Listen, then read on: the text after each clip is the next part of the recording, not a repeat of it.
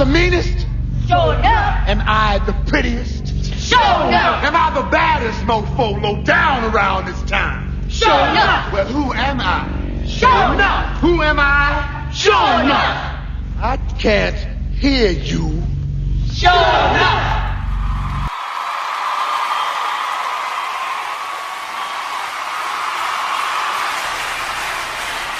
Here we go, guys. Wednesday.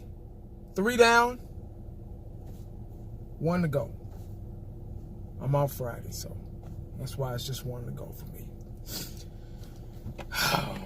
Well, once again, this is another last-minute video. I made so many in a row, I wasn't... I'm going to stop saying that. I'm just going... If I make one, I just make one. And maybe I jinx myself when I say I'm not going to make a video. That's what I'm going to start doing. I'm not going to say anything at all. I'm just going to get through the day and, you know, it is what it is. Oh, let's see. Where can I start? Cole Beasley. I'm pretty sure every other jabroni has came out with a video about Cole Beasley talking noise on Twitter and Stephen Jones backfired at him. But I don't give a damn. I'm going to run my mouth anyway because it's Cowboys talk and it is what it is. Where can I start with Cole Beasley? Let's see. Well, as y'all know already, Cole Beasley made a comment on Twitter, and y'all know how that goes. Here we go again, another Dallas Cowboy wide receiver complaining. Now, I like Cole Beasley. I've always have. From Little M, right up the street here, not too far from where I live. About around the same height. Give or take a couple of inches. Has been, I can't say consistent because of the coaching. He could be a lot more consistent if it wasn't for the poor coaching. These players got to learn to keep their mouth shut. I'm serious. Just keep it to yourself. Let the situation speak for itself. You don't have to say anything. Whatever is going to happen, it will happen. Now, if you don't want to be a Dallas Cowboy, that's fine. You know, if you're trying to move on, if you feel like you talking is your way out, because it seems like everybody that's done ran their mouth is out the door. So maybe he's doing it on purpose. Who knows? But, you know, a lot of things you learn. See, these guys are young. You know, Kobe's at 29. He's a youngster.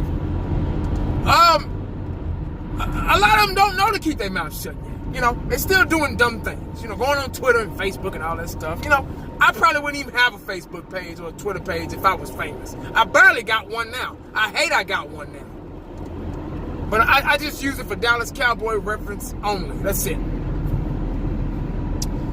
But supposedly he said that he threw the front office under the bus, put them on blast, said that they pick and choose who they want to get the ball to, basically.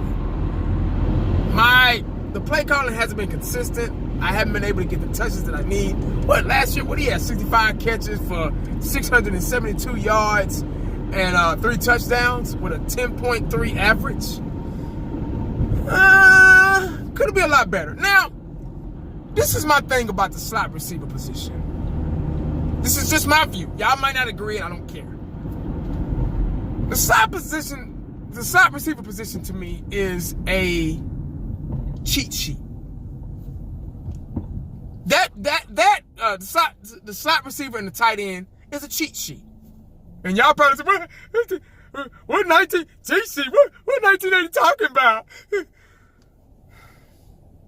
Let me explain. When you're a slot receiver, you're more likely to get the ball because you're going to be open. Let me tell you why you're going to be open. Because of the simple fact of who's guarding you and who's not guarding you. A lot of times the slot receiver catches the ball over the middle. Over the middle is full of zone coverages. a lot of times the slot receiver gets the ball over the middle. Probably a deep middle third touchdown pass, like that last-minute touchdown pass he caught against the Giants, and he got that knee down, which counts as 2 feet, and we beat the Giants at the last minute, and they was pissed off, and they was crying and shit, needed tissue and diapers and all that stuff. Remember that? So, like I was saying, slot receiver to catch the ball over the middle, in the flats, to the sideline, or maybe deep middle thirds. Now, who covers the middle? Middle linebackers, safeties. They're normally in zone. Cover 3, cover 4, etc. So it's easier for them to get the ball. It's easy for tight ends to go down the middle and catch a ball because 9 times out of 10, 77.35% of the time, they're going to be in zone. They're not outside threats or outside wide receivers like Jerry Rice and, Michael Irvin, guys like that have a constant shutdown corner. Well, try to be shutdown corner on them. So the main focus really isn't on the slot receiver. If done right, if the play calling is right. It has to be done right, though. Now, for example, this is the perfect example on how to use a slot receiver or a tight end. But in this case, a slot receiver. The New England Patriots. And they're a prime example of a team that's not that flashy. They don't have all the talent and the prima donnas and of the league. They're just really well coached, disciplined, and they execute. Who got them down the field in that last drive against Kansas City? Take a wild guess. What 2 players on the offensive side of the ball got them down the field? Edelman and Gronk.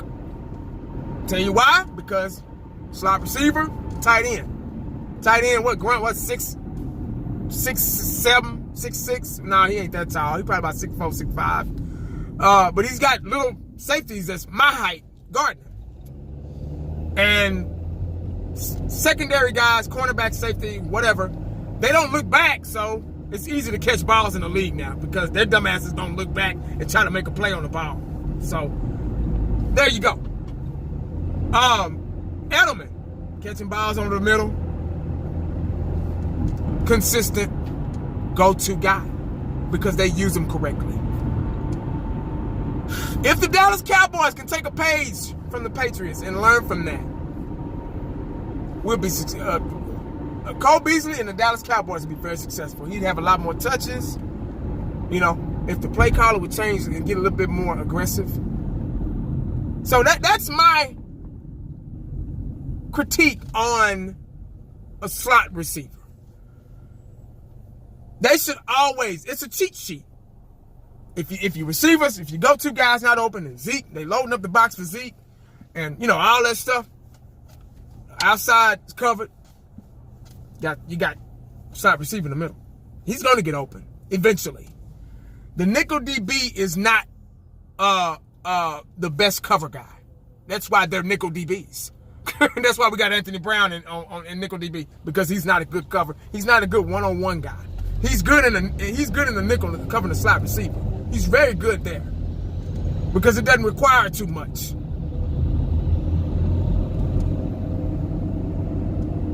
But if we use Cole Beasley like that, everybody would be happy.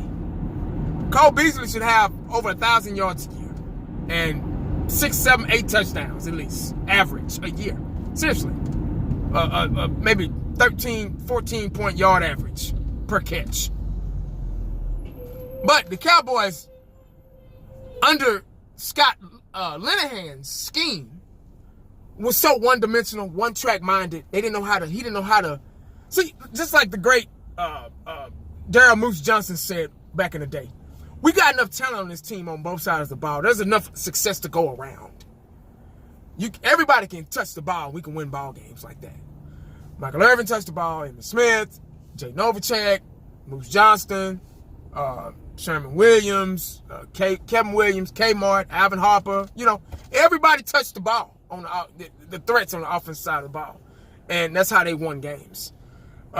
This is how New England wins games. There's nothing flashy about them. They just know how to get downfield. And they boom, boom, boom, outside, boom, boom, boom, inside, Grunt, Edelman. Maybe on the outside receivers, whoever the hell they are, every now and then. Then that opens up the pass because they worried about, those inside targets and the outside, that opens up the run game. You get what I'm saying? So that's why they so good. That's why they make it. People are like, why the hell is this? I'm tired of New England. Why do they make it every year?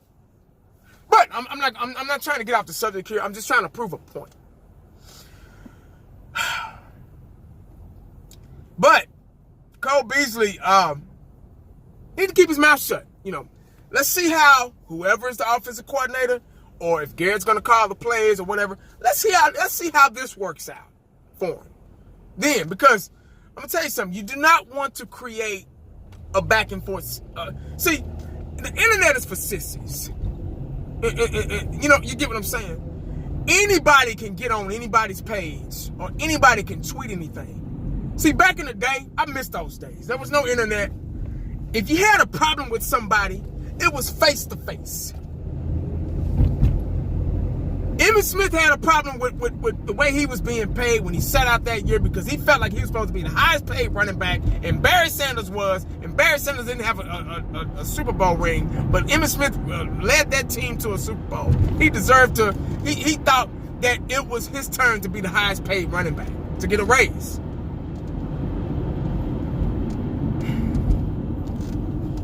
He went to Jerry face to face. Face to face.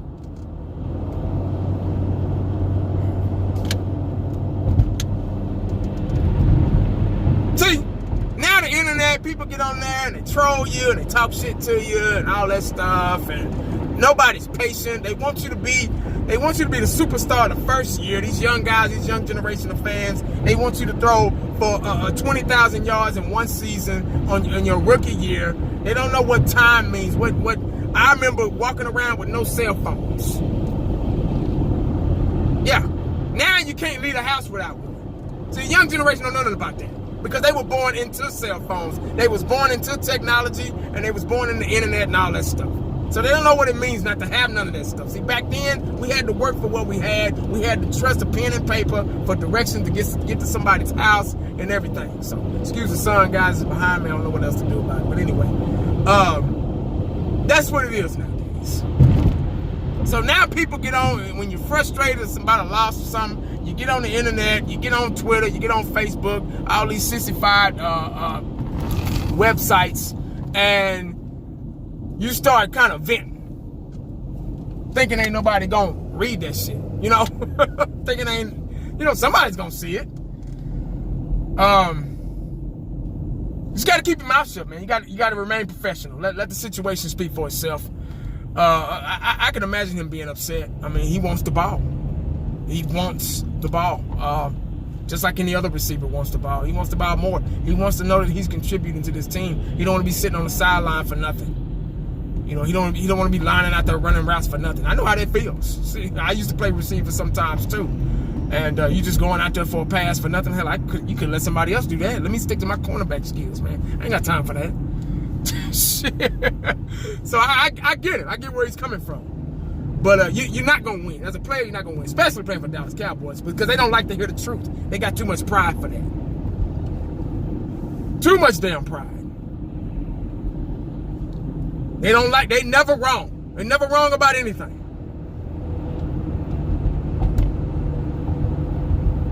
But the Dallas Cowboys need to, this year coming up, whoever's going to be the offensive coordinator, call the plays, they need to take a page out of New England's book. The best players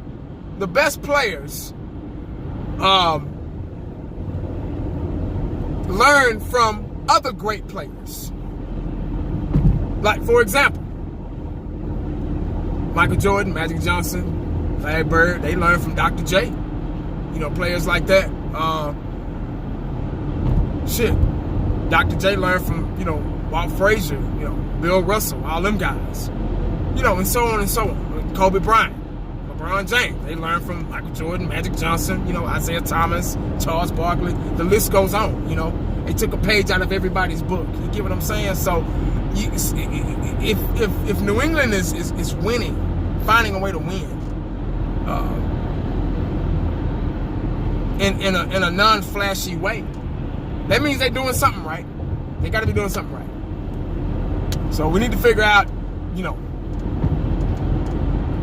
how to use, and that was our biggest thing. We didn't start using Blake Jarwin to the end of the year last season. Shit. We're like, oh, we got Blake Jarwin. Oh, he's pretty good. Oh, really? Could have been using that guy all season. But like I say, one-track minded, man. You can't think outside the box and figure out what kind of weapons you got until the last minute, because he just didn't know how.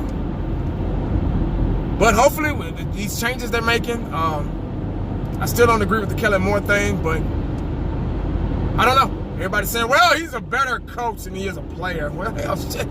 How come he couldn't get Dak to where he needed to be if he's such a good coach? And then oh, well, he's a better offensive coordinator. How do you know? How do you know that? I don't. Well, in college, he. Oh, shit.